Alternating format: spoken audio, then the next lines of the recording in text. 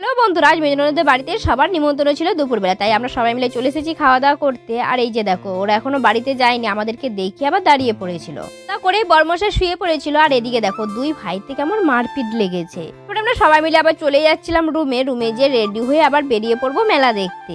এসে সবাই মিলে রেডি হচ্ছিলাম, তখন আবার মেজো ভাসুরের ছেলেটা বললো যে আমাকেও একটু মেকআপ করে দে, একটু মুখটা পরিষ্কার করে দে। তারপর দেখো ছোট ননদের মেয়ে ওকে আবার মেকআপ করে দিচ্ছিল। তারপর আমরা সবাই মিলে রেডি হয়ে বেরিয়ে পড়েছিলাম মেলা দেখার জন্য। আজ আবার মমতা শর্মার প্রোগ্রাম ছিল, সেটা আবার ক্যান্সেল হয়ে গেছে, তাই আমাদের সবার মনটাও একটু খারাপ ছিল। দেখো আজ কিন্তু সেরকম ভাবে কোনো ভিড় নেই।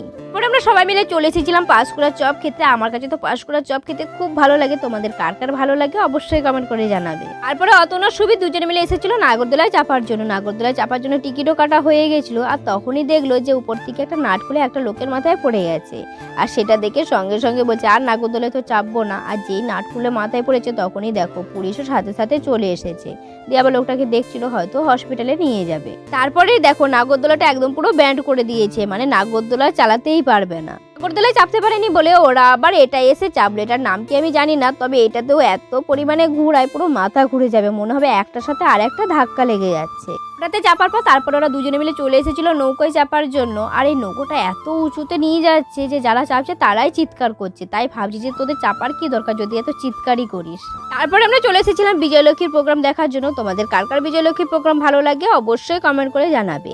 আজকে ব্লগটা কেমন লাগলো অবশ্যই কমেন্ট করে জানাবে। দেখা হচ্ছে নেক্সট ব্লগে।